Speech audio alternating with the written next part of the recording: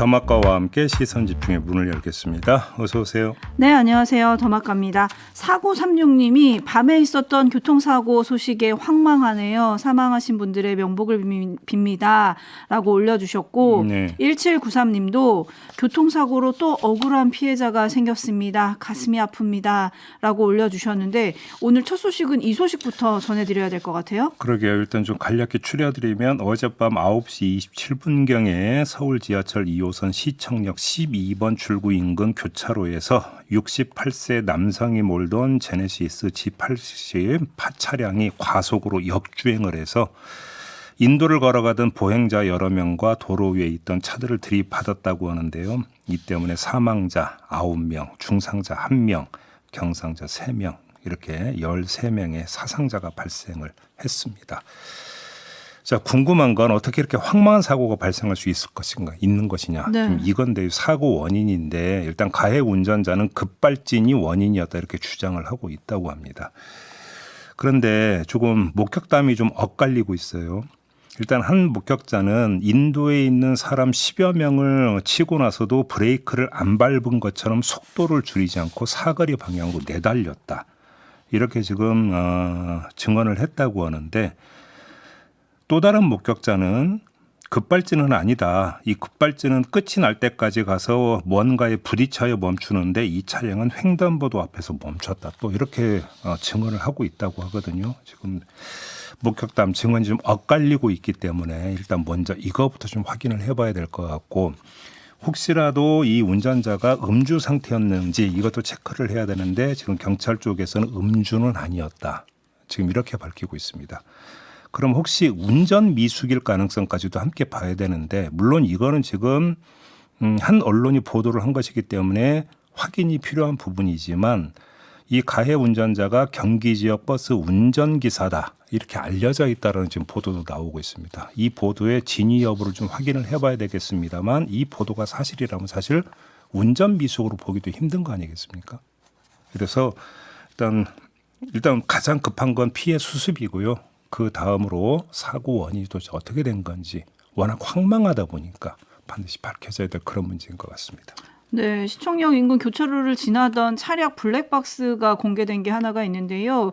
이거를 보면은 이제 길에서 나온 검은색 차량이 부메랑 모양으로 방향을 틀더니 역주행하더라. 이런 목격자의 증언까지 함께 나오고 있는 상황이거든요. 그래서 사고의 원인이 무엇인지 뭐 철저하게 밝혀져야겠지만 지금 단정할 수는 없습니다만 문제는 이런 사고로 이제 황망하게 소중한 생명을 잃은 거잖아요. 그러니까. 네, 이것 때문에 이제 고령 운전자에 대해서 어떻게 할 거냐 이 문제까지도 지금 불거지고 있더라고요. 그러니까 그 고령 운전자 부분이 이제 제가 지금 말씀드린 사고의 원인이 뭐냐에 따라서 이야기가 달라지는 것이기 그러니까요. 때문에 일단 사고 원인부터 좀 면밀히 살펴서 결론이 나와야 그 다음에 이야기할 수 있는 부분인 것 같습니다. 네. 네, 빠르게 원인이 밝혀졌으면 좋겠고요. 네. 뉴스와 분석이 함께한 CAB타임즈 다음 주목할 뉴스는 어떤 겁니까? 어제 국회 운영위원회가 열렸습니다. 꽤 뜨거웠는데요. 시간 관계상 여기서 모든 걸 다 전해드릴 수는 없고 최상병 사건과 관련한 세 장면만 골랐습니다. 하나하나 보고 좀 평가를 하도록 하겠습니다. 자, 먼저 이른바 VIP 경로설과 관련해 김태효 안보실 1차장이 7월 31일 회의에서 이 사건이 보고되지도 않았고 대통령이 화낸 적도 없다 이렇게 주장을 했어요. 그러자 곽상원 의원이 그럼 경로설 보도에 왜 항의하지 않느냐라고 물었더니 김태호 차장이 이렇게 답을 합니다. 들어보시죠. 보통 너무 어이가 없을 땐 대답을 안 합니다. 네. 네, 평가는요? 대답은 안 해도 조치는 할 수 있는 거 아니겠습니까? 그리고 그런 조치가 전에도 있었기 때문에 드리는 말씀인데요. 자, 경로설의 진원지가 누굽니까? 김계원 해병대 사령관 아닙니까? 김계환 사령관이 경로설 관련 발언을 한 게 공수처 수사 과정에서 녹음 파일도 나왔다라는 거고 여러 명, 나도 들었다라는 사람이 여러 명이라는 거 아니겠습니까? 그러면 진원지가 김계환 사령관이라고 봐야 되는데 김계환 사령관에 대해서 조치를 취했을 수 있는 거 아닙니까? 두 가지가 있습니다. 하나는 명예훼손으로 고소하는 방안이 있습니다. 대통령 관련 명예훼손 수사 여러 건이 있지 않습니까? 근데 이런 조치 취하지 않았죠. 뭐 이건 그럴 수도 있다고 봅니다. 아무리 그래도 부하를 상대로 명예훼손 소송을 한다. 좀 뭐한다.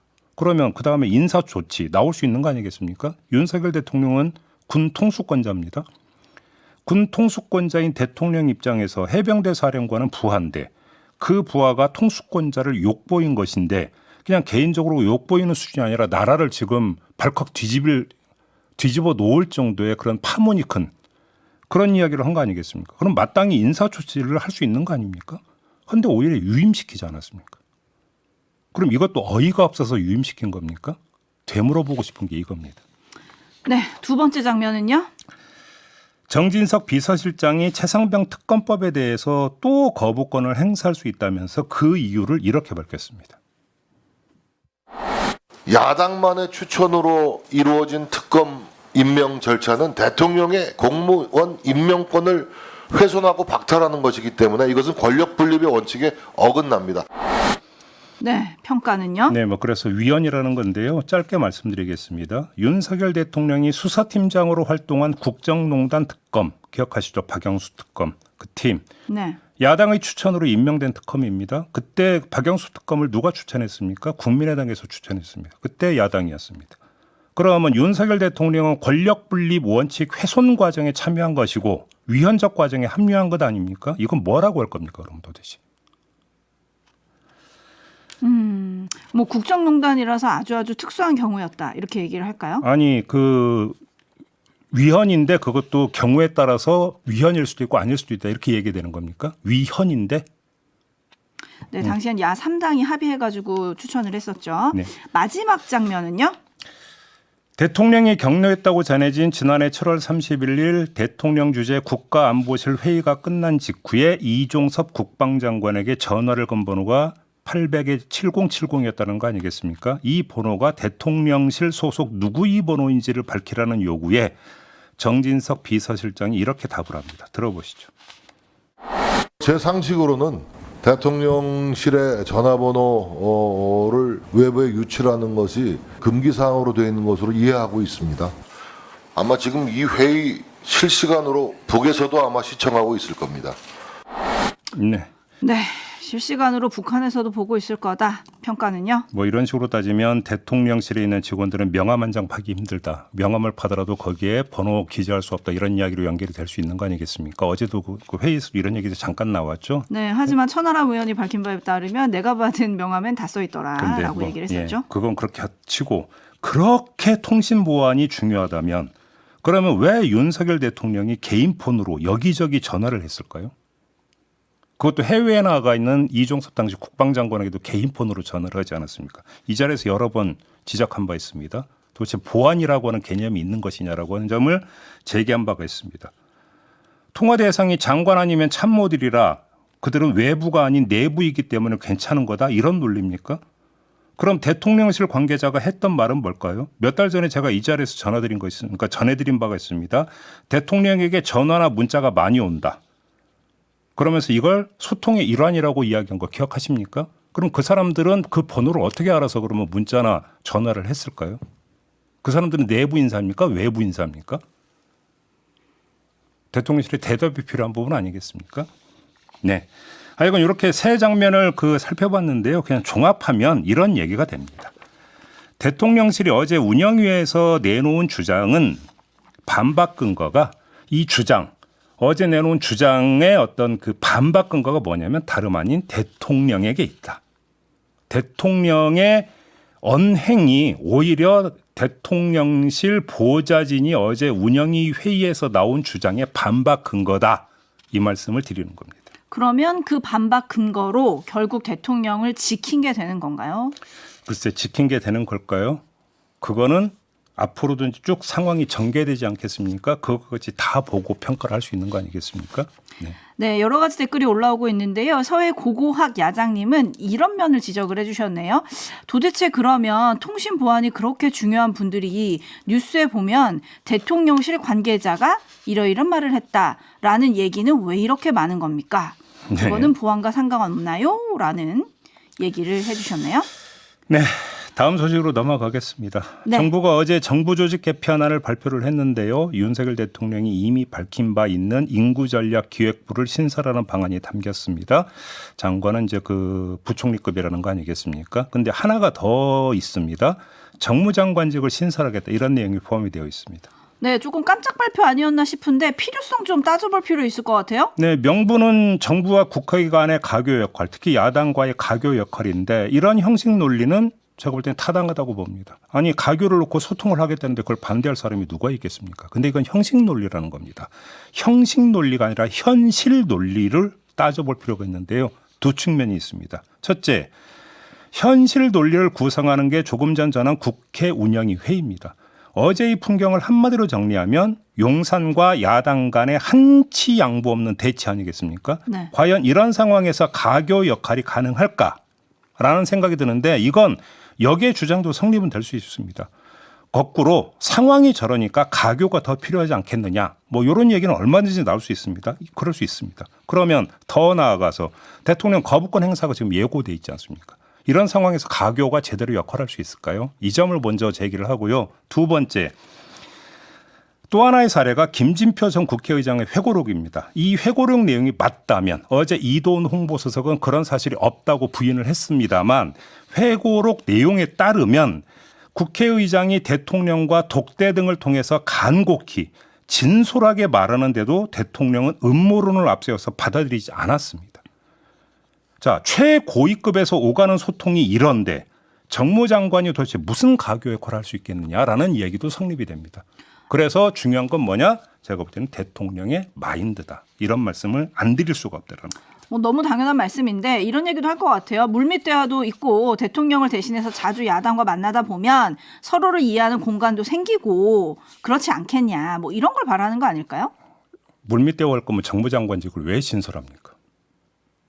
그런 다른 통로도 얼마든지 지금 모색할 수 있는 건데. 그러네요. 생각해보니까 총선 참패 이후에 대통령실 정무 기능을 강화했다. 이런 발표도 있었죠. 네.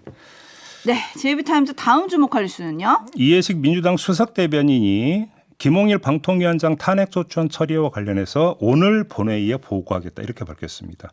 오늘 보고가 되면 그로부터 24시간 이후 72시간 이내에 처리를 해야 되는데 오늘 아침에 나온 소식이 있습니다. 바로 이 점 때문에 김홍일 방송통신위원장이 이르면 오늘 자진 사퇴할 예정이다라는 보도가 아침에 떴습니다. 네. 또 이 문제도 상당히 지금 논란이 되고 있는데요. 그런데 이 과정에서 불거진 문제가 있습니다. 김현 민주당 의원의 이른바 갑질 논란이 불거졌습니다. 어제 저희와 인터뷰했던 최수진 국민의힘 비대위 수석 대변인이 저희와 인터뷰에서도 그렇게 주장한 바도 있었는데 김현 의원은 본인은 갑질을 한 적이 없다라고 하면서 반론 요청을 했습니다.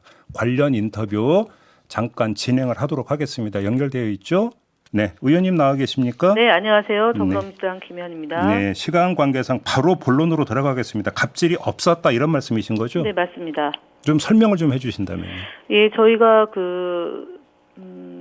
방통위원장이 급작스럽게 그 심의 의결 안건을 상정을 해서 방통위 현장으로 가겠다. 그 위원장 면담 요청을 전날 했거든요. 네네네. 그래서 당시에 방통위 직원들까지도 나와서 안내를 하고 있었습니다. 근데 이제 보좌진은 출입이 어렵다고 해서 그런 방문증을 끊고 들어가야 된다 해서 방문증을 끊기 위해서 민원실 그 센터로 가서 신분증을 제출하고 방문증을 교부받기를 기다렸습니다.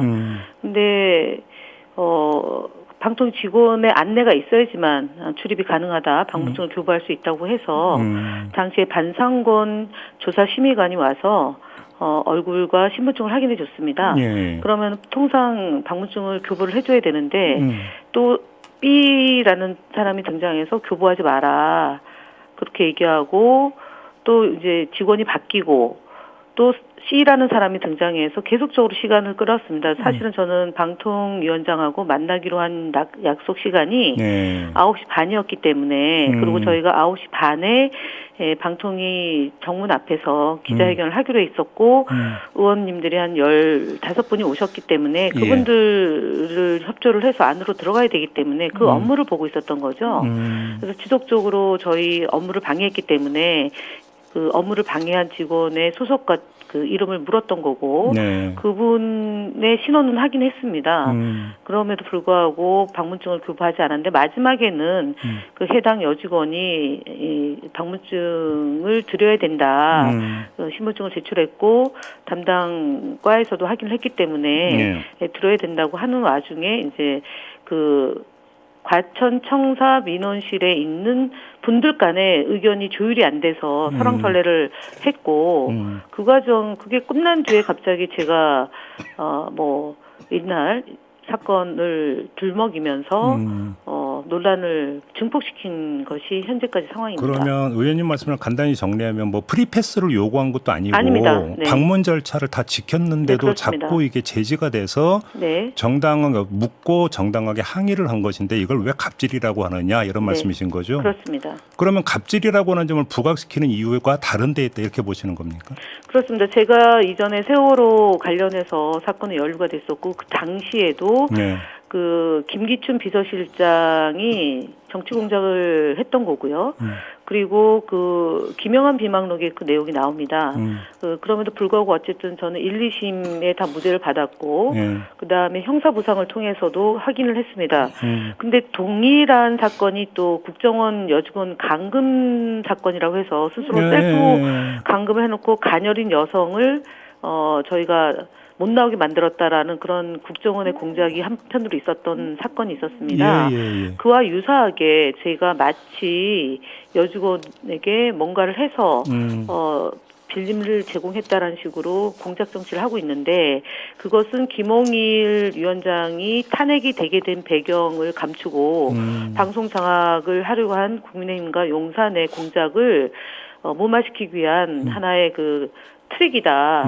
그리고 그런 공작을 워낙 많이 했기 때문에 이번에도 먹힐 줄 알았는데 제가 사실은 그래서 수석 대변인과 원내 대변인의 그 여러 차례의 논평에 대해서 역으로 제가 사과하고 철회할 것을 요청했는데 그럼에도 불구하고 증폭된 그런 여론전에 제가 도저히 가만히 있을 수가 없어서 묵과할 수 없어서 어저께 서울경찰청 수사과에 이 문제, 이 두 분에 대해서 고소를 했고요.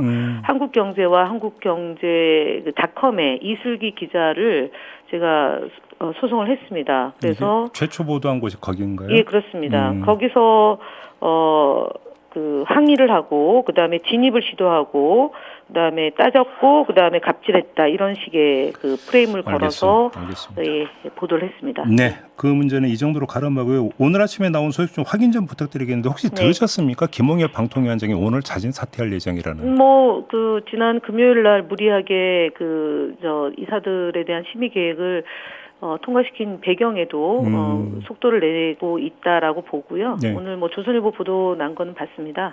예. 근데 만약에 이렇게 오늘 자진 사퇴를 하면 탄핵 소추안은 발의가 중단이 되는 겁니까? 어떻게 되는 겁니까? 예, 그럼에도 불구하고 저희는 법사위에서 다시 넘겨서 조사를 할 수 있는 권한이 국회법 130조에 있기 때문에 그것 절차를 밟을 예정입니다. 알겠습니다. 자, 오늘 말씀 여기까지 들어야 될 것 같네요. 고맙습니다, 의원님. 네, 감사합니다. 민주당의 김현 의원 반론 잠깐 들어봤고요. 시간이 한 2분 남았는데 짧게 하나만 좀 더 전해드릴까요? 네.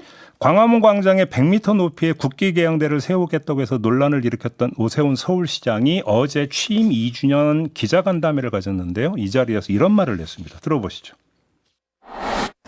저는 합리적인 사람이기 때문에 합리적인 비판에는 반응합니다. 조만간 그 반응이 설명될 기회가 있을 거로 생각합니다. 네, 철회한다 뭐 이런 건가요? 그렇게 해석을 해야 되지 않겠습니까? 오세훈 시장이 저 말과 함께 귀를 더 열겠다 이런 말도 했다고 하거든요. 그러니까 이리 듣거나 저리 듣거나 한 발 물러선 것으로 이해하는 게 상식적일 듯합니다. 하지만 다르게 해석을 할 여지는 없나요? 뭐 정반대로 입장 고수를 택한다면 그러면 합리적 비판을 능가하는 더 합리적인 논거가 제시돼야 되는 거 아니겠습니까? 근데 그런 게 있겠습니까? 그런 게 있었다면 애시당초 이 문제가 논란으로 그러니까 번질 여지를 사전에 차단을 했을 거 아닙니까? 그런 게 있을까요? 이게 궁금한데요. 이렇게 논란이 커질지 몰랐을 수도 있잖아요. 저는 자꾸 지금 여기서 합리성을 강조하고 있습니다. 합리성에는 예측도 포함이 되는 부분이 있습니다. 네, 그래서 서울시가 어떻게 움직이나 궁금해서 찾아봤더니 현재 시민 의견을 수렴하기 위해서 여론조사를 실시할 계획을 세우고 있는 것으로 알려졌다. 이런 보도가 있더라고요. 그래요. 하여간 좀 지켜보죠. 네, 네. 한 발 물러서는데 나머지 한 발까지 물러서는지 아닌지 이건 좀 지켜봐야 될 것 같습니다. 네. 자, JB타임즈 오늘은 좀 이렇게 마무리해야 될 것 같네요. 담화가 수고하셨습니다. 고맙습니다.